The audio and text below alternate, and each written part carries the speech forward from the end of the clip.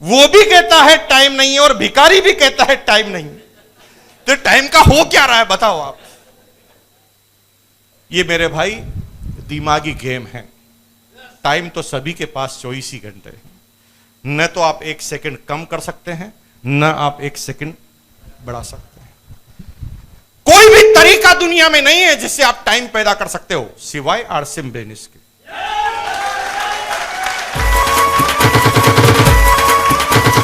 मेरे पास 24 घंटे थे। मेरे पास 24 घंटे थे और मैंने क्या किया, उन 24 घंटे में से कुछ समय चुराया और अपने 2 दोस्तों को यह बिजनेस के बारे में बता दिया।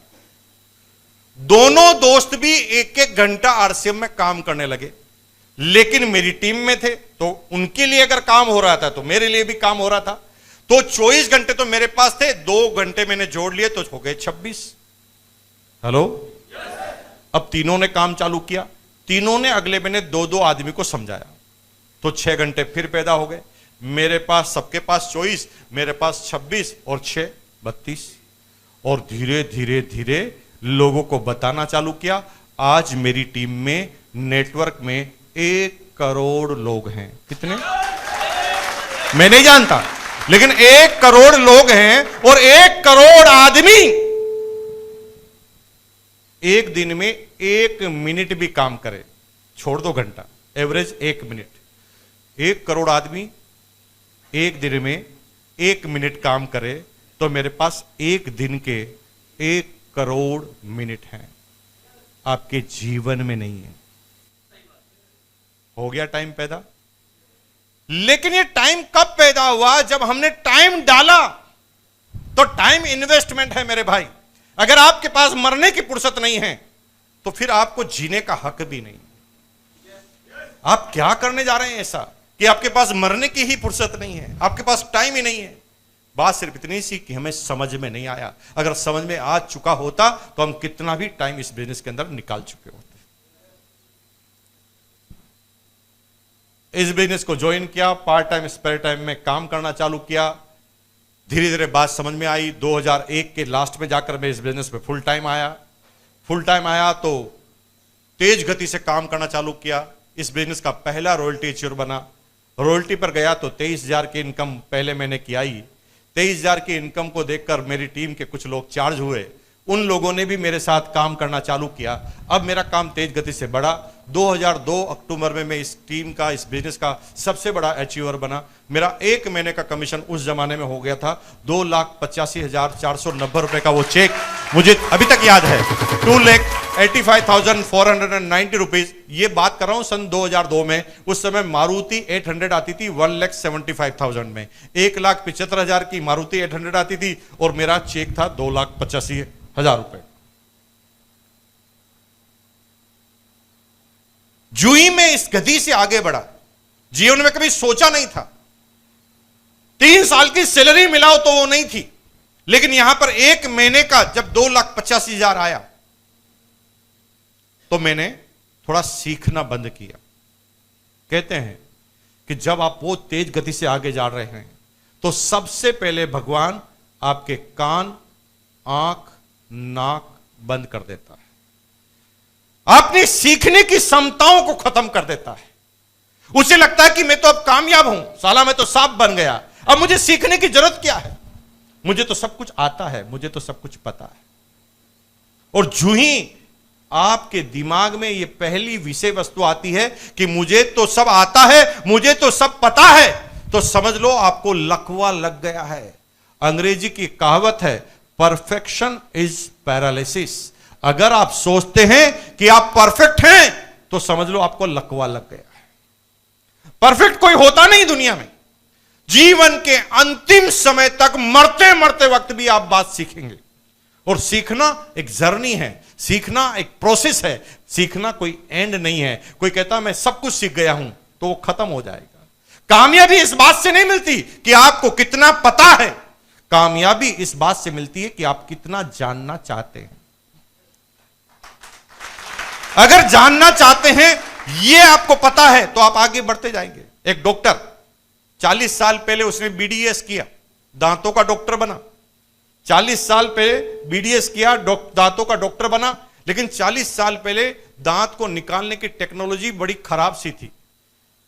दर्द होता था दांत निकालने में, और उस समय सारे डॉक्टर कैसे निकालते थे दांत? वो कहते थे मुंह खोलो, सामने वाला मुंह खोलता था तो उसको कहते थे उधर देख, ठाक,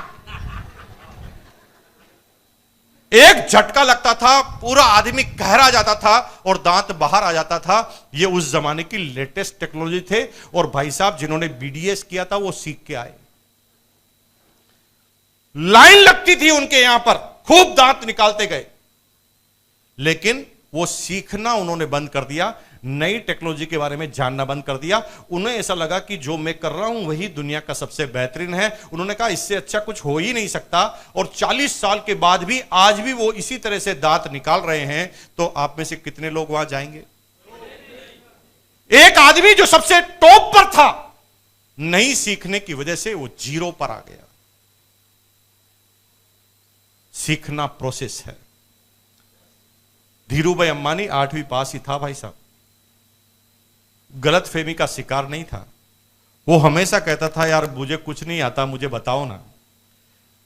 उसकी कंपनी के इंजीनियर से वो खुद पूछता था कि भाई तू पढ़ा लिखा है, तूने आईआईटी की, मैं तो 8वीं पास हूं, तुझे रखा ही इसलिए कि तू बता कि पैसा कैसे कमाऊं। हमेशा कहता था मुझे कुछ नहीं आता, मुझे कुछ नहीं आता, मुझे कुछ नहीं आता, मुझे थोड़ा सिखाओ ना, मुझे थोड़ा बताओ ना। वो सीखता गया, सीखता गया, सीखता गया, सीखता गया, सीखता गया, सीखता गया, सीखता गया, सीखता गया, सीखता गया, सीखता गया, सीखता गया। Number 1 in the India. मरा था तो 65,000 करोड़ का साम्राज्य लेकर गया था, लेकिन वो सीखता गया। आप सीखते जाओगे, आप भी आगे बढ़ते जाओगे। जिस भी दिन आप कहोगे इसमें क्या बड़ी बात, ये तो मुझे पता है, समझ लो आपका एंड हो गया। अब आप आगे नहीं बढ़ने वाले।